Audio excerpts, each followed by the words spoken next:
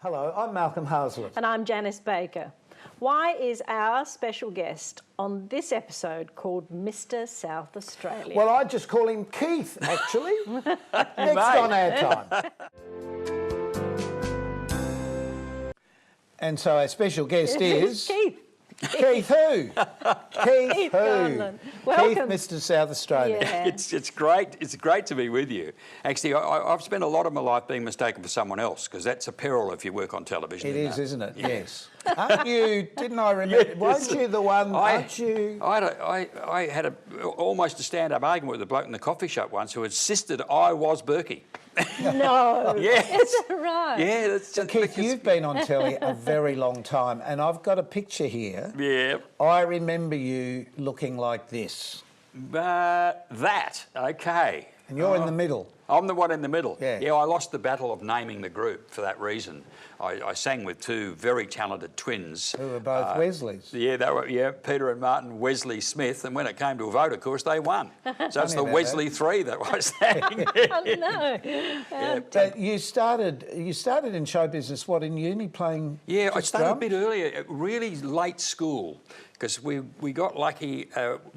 It was the folk era. Yes. You know, and how great was that? Because the folk coffee lounges around the country were everywhere. full. Television was pretty young, Yep. and so and there were a lot of live variety shows, and they liked folk music because it was on the hit parade. Yes, it was. Yeah, so all that Peter, Paul and Mary stuff. yeah. But So, I thought you were...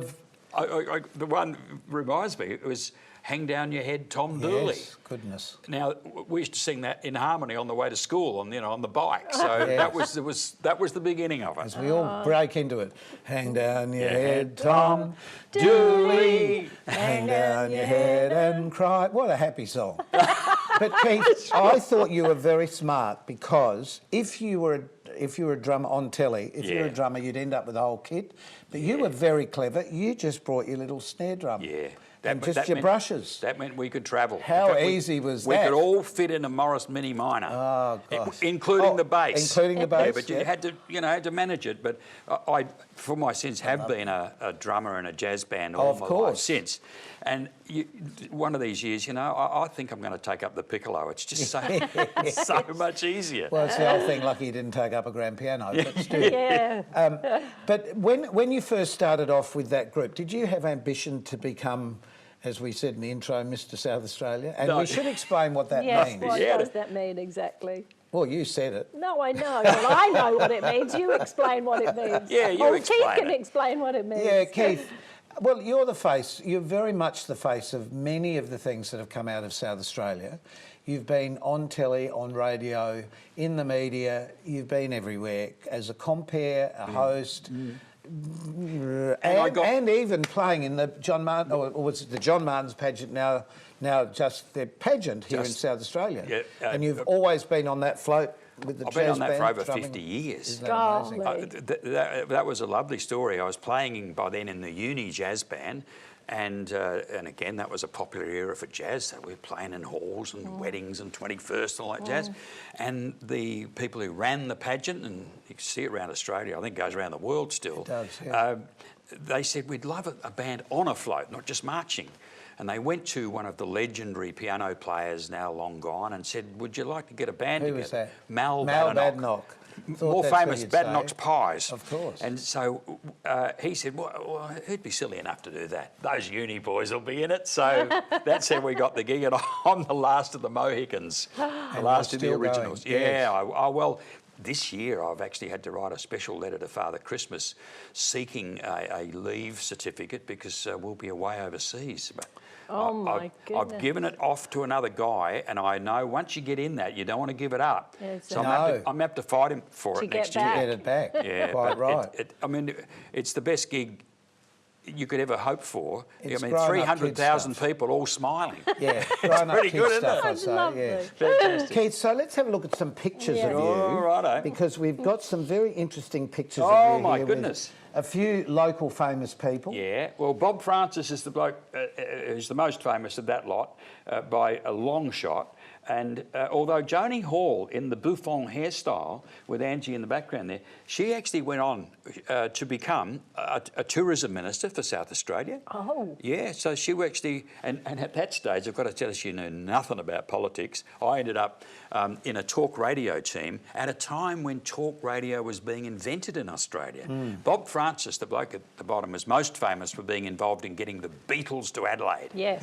Listen, hang on. Did you dye your hair there, Keith? No, that's strangely enough. That's the colour it was? Yeah, strangely enough, that I was once that colour, and it cost me a fortune to look this colour. Yeah, it's quite. Yeah, I'm still the colour I was. That's about originally. 1980s now. We're now into an era of sort of current affairs television. Yeah.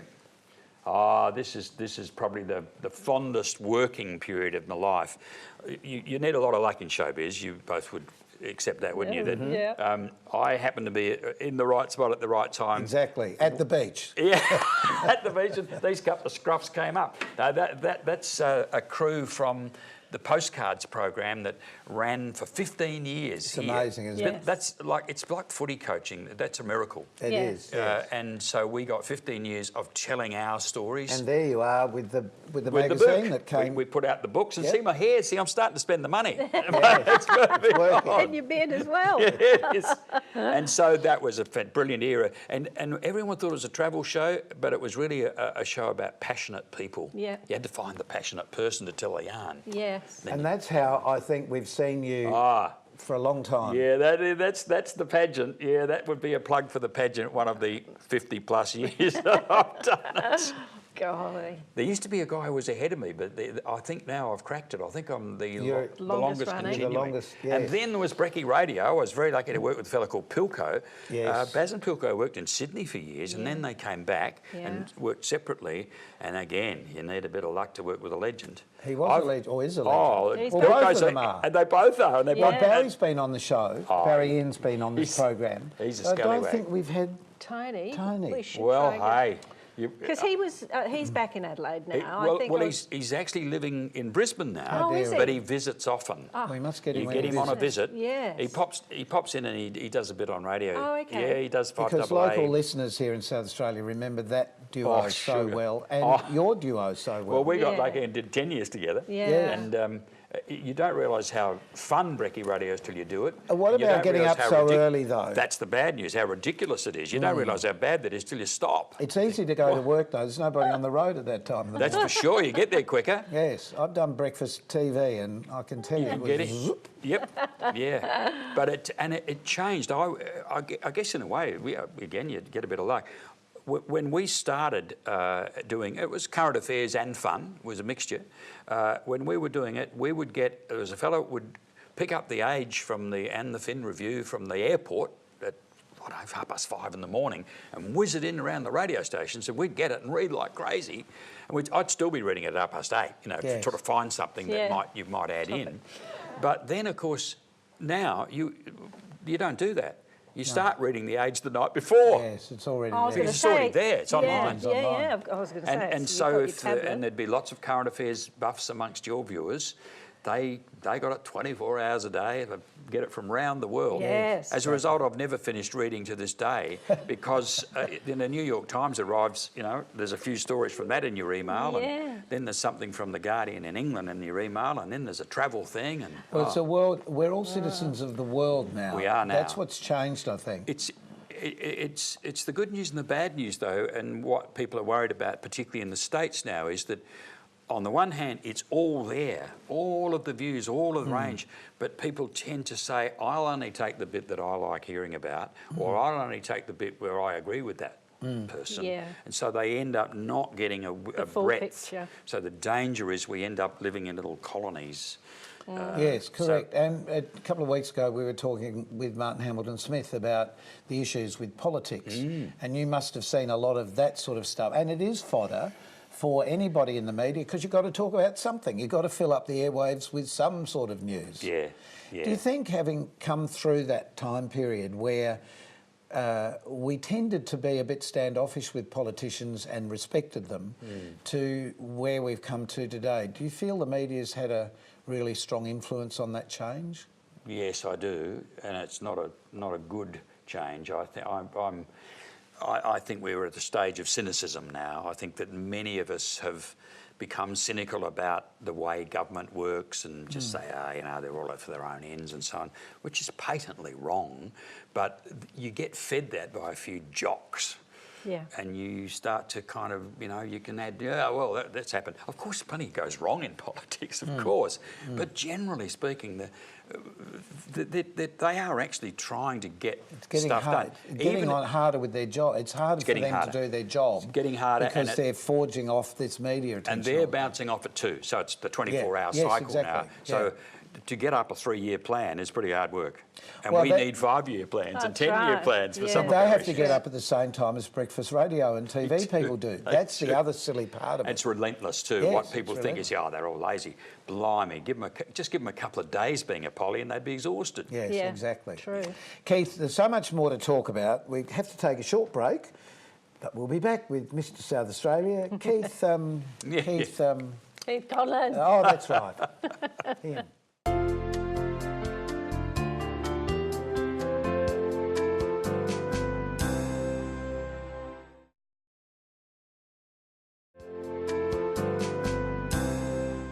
And we're back with Mr. South Australia. As we're going Keith, talking about the changes in media and presentation, television, radio, over the years that you've been involved, what are the main changes, do you think, that have happened in your time? It's actually a bit of a revolution, really, because I started in the 60s doing the singing and the playing bit. I didn't start presenting until the 70s, and particularly the 80s. And we came from that sort of post-war school where everybody was very legit and you wore a tie and all that very sort of ABC. stuff. Very ABC, and even on commercial television, everybody did it very straight. How did that happen for you, going from performing as you were into presenting? How did that happen? Were you just in the right place at the right time, do you think? Yeah. So, the old saying in showbiz, never go on holiday?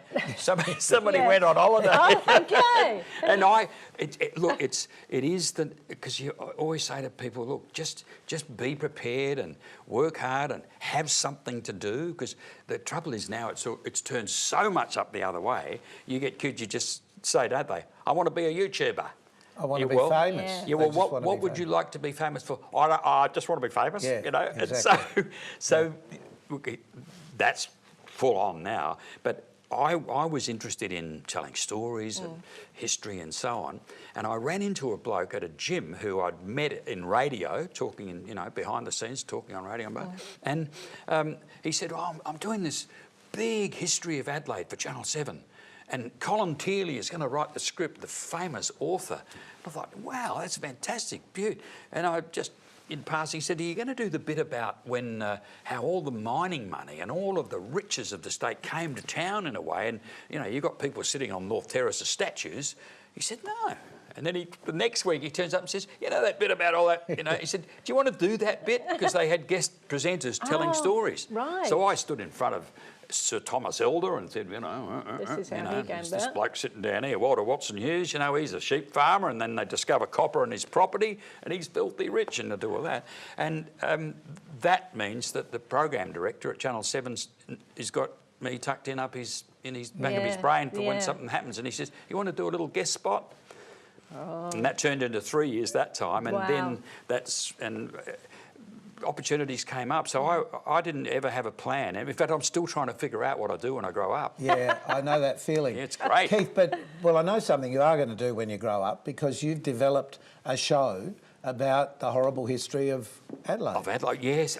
At last, the Fringe show. You don't know about this, by the way. I was in the Fringe before it was invented. Mm-hmm. Yeah, in the sense that when the Festival of Arts, speaking of terribly proper, when that began, it was terribly proper. It was fantastic. Yeah. But there were a couple of ratbags, or a few. They started doing a comedy sketch review. Yes, it's how the Fringe started, really. It's how the Fringe started, and they caught themselves on the Fringe because that was happening already, I think, in Edinburgh or whatever. Yeah. And so they just did a show or two, and that was it. There was no program, no nothing. And I got lucky and sort of ended up in a couple of tail enders of those, but then left it for several decades because I was too busy doing other things. And then when I retired, thought, yeah, maybe. It started out actually on the Popeye, which is a famous little boat down the Torrens if you've been to Adelaide.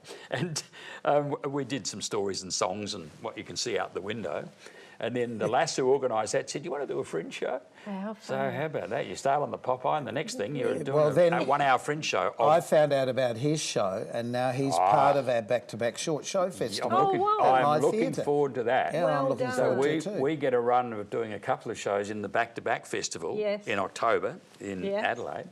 And in fact, I was working on it. Just polishing things up. We're getting close to it, aren't we? We're getting very close to it. Yeah. We're doing a special program of some of the performers who are going to be part of that. Yeah. So you're the first time we've actually been able to talk about it on the program. Well, it's all coming together. It's all coming together. And you can adjust it. You can even adjust it towards where you are. So last time we did it, we're doing it in the National Wine Centre. So we ended up in the National Wine Centre with a famous and controversial incident because it was the horrible history of Adelaide. Yes. This time, because we're on Sir Donald Bradman Drive, well, we'll have to sing the old song, won't we?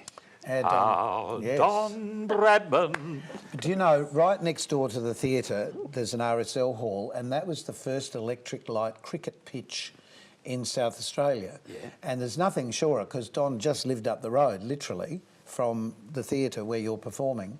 And that's where cricket was played under electric light in the world. And he was there. He was there. That's going in the show. Yes. That's going. Write that one down. I've got the history, I can tell you. Anyway, that's a nice little plug for your show coming up, which will be great, because I've seen your show and I love the stories, because for anyone, like if you're born in Melbourne or Sydney or in Perth, for example, most of us sort of have a vague idea of the rocks in Sydney or the port in Melbourne, and you sort of understand, convicts came here and that happened and so on. But South Australia was quite a different settlement originally. Very different. But it still had its troubles, it still had its criminals. That's why we get to the horrible bit pretty quickly. Exactly. In fact, right at the beginning of the show, we talk about the whole idea here was no convicts. They snuck over the border, very quickly. Hello. In fact, the first country. The first public hanging, which was a very macabre affair, public hanging, of course, a few hundred people turn up in the parklands. That he came over the border, got a job here, and then. Run him up. And the crazy thing is, he shot the sheriff. It's not a great idea. Who shot the sheriff? Yes. So we sing that, lots of music. Well, it's very actually, silly. the music, the choices are interesting because they're very diverse, aren't they? They are. They're very, very diverse. Who's playing with you? Karen Bailey, who is a legendary piano player. Played for me. Well, you know how and I've worked with him too. Delightful guy. He is. Yeah, and he Just somehow slightly follows crazy. the plot. Just a little. He needs to be to work with me. There's 60 cues, because every now and then you vary it slightly and you can see him going, where the hell is he? He's a bit of seniors moments. We actually have got a six-piece jazz band together too, and the funniest part of that is that we've got a 21-year-old bass player. And Declan, we always say that, look, he's a fantastic player, but we say his main job is to lower the age of the band. Okay, that brings me to a question that I guess I've been asked. I don't know if you've been asked this, but what makes us relevant at this part of our life, do you think? Gee, I reckon it's up to you, isn't it? It's up to you. I think, in a way, I haven't been asked that, so I'd be thinking...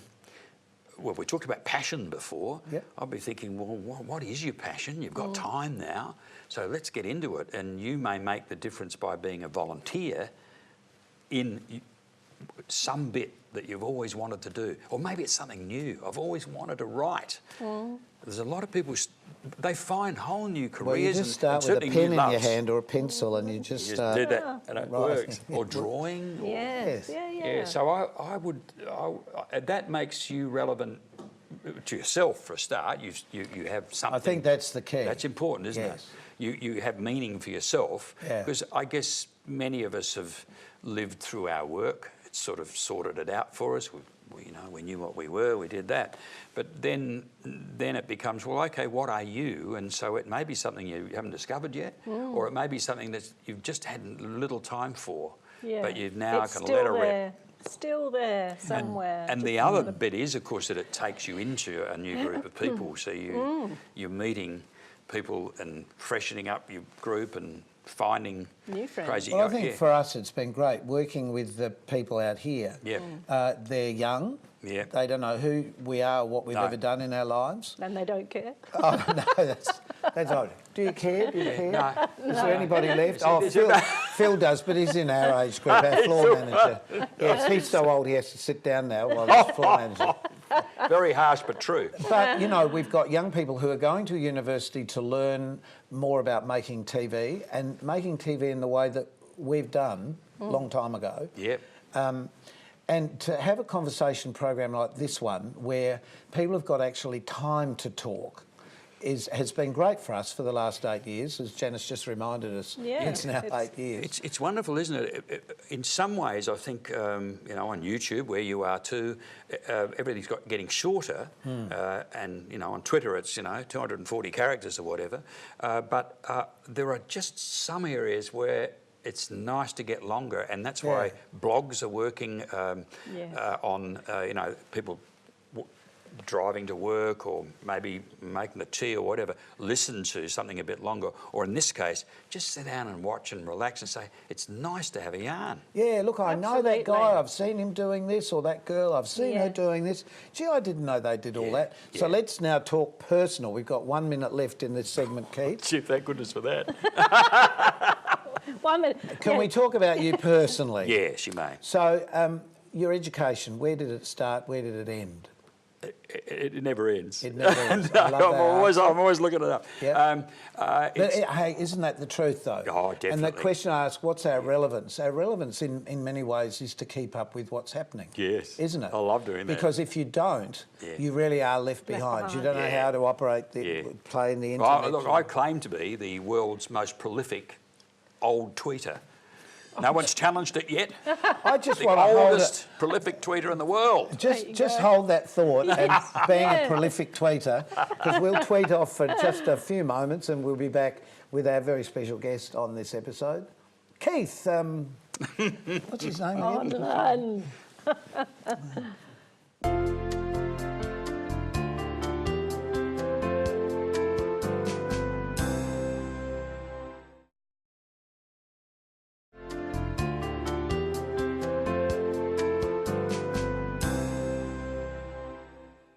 We're back with Keith. What's his name? Keith, the question we posed just before we went to the commercial break was, tell us about you personally. Where'd you go to school? Blackwood Primary to start with, because I'm a Blackwood boy until I was 8 years old, so I feel like I'm a country town kid. Yes. Conlon Primary, got a scholarship to St Peter's College, Hackney High as they call it in Adelaide, and then to University of Adelaide. I did law and arts, history, politics. Majored in sitting on the wall and going to jazz concerts, of course. But you just said when we were waiting to come back that law is something that you've been able to use right through your life. Yeah, I didn't practice it, but I felt that, especially in radio, current affairs radio, it's a way of thinking, and so whenever politics and legislation comes up, you look at all the yikes that have been going to the High Court this year alone. Yes. You kind of know what they're on about a bit quicker because you had to do all that stuff. Well, it's your responsibility to explain to the public. Yeah, and I love constitutional law. It's pretty dry in a way, but if the right teacher comes along, and I was lucky, then it's fabulous. It's creating history. It is. Every moment. It's very much creating history. Do you feel really connected with the history part of your life? Oh, we haven't talked about your bike riding yet either. No, well, that links in because I'm always taking them and showing something. Just in the last week or so, I took them to hug an oak tree that was planted 5 weeks into World War I by the Wattle Day League, and they planted it as a memorial and as a bit of a patriot thing, sign up, boys. Yeah. And if you ever visit the Adelaide Oval, it's a beautiful big old oak tree, now over a century old, and hardly anybody knows that's what it is. So we Shame, isn't it? We went and Hugged the tree. And patted it and hugged it on the day it was planted, you know, the anniversary. Oh, brilliant. So we try to link it all up, and Yeah. the pattern, it's everywhere. I think it's how you tell the story, isn't it? So, But yeah, quickly about your bike riding. Yeah. You now have discovered bike riding more than you ever did before. So you're into the lycra. oh yeah, but only because of can't wait for that. only because of all the pockets at the Could we back. have pictures, Everything's got to please? fit. We want pictures, please. Yeah, no. I used to ride a lot as a teenager. I used to ride down to Port Nulunga back, you know, 25 miles on the old money and back just for fun. And then I got back to it about 10 or 15 years ago as a fitness thing because your knees wear out a bit, and so I've been riding for it and loving it. And then I got asked to take a bike ride out from a bike shop, Bicycle Express in the city. And we get about, even in the winter, we've got 20, 25 riders out. And we always say it's into the parklands and beyond. Well, see, that's the relevant part of life, isn't it? Yeah. At the end of the day, that's the relevant part, to love it. And we get people who are part-time workers, who are retired. We've got a couple of uni students. We've got one bloke who's 84 and he rides 70 K's a day. Is that right? And he knew RM Williams before he was RM Williams. Before he made boots. Up in the donga. You know, it's Fantastic. been just great having you on the program, Yeah. and there's so much to talk about. We could fill another couple of hours No, but easy. Pete can come back because he's Mr South Australia. Yep, Could you come back? Do you remember my name next time? There's a fair chance. It's Conlon. It's what's the initial K? Is it Conlon? That's it. We I'd have love to go. to come back. We have to go. Yeah. Thank you, Keith, so much. Pleasure. And Thanks, we'd Janice. love to see you next on our time. So please keep yourself nice. Till then, Janice. Yes. Bye for now. Bye. The Torrens was a pretty stream originally. The Ghana word for it, Karawirapari, means red gum forest river. But with the capital growing on its southern bank, it was soon denuded of trees. It turned into an almost dry creek bed in summer, dotted with the odd smelly waterhole. Thank goodness for the passion of brewery owner and Mayor of Adelaide, Sir Edwin Smith.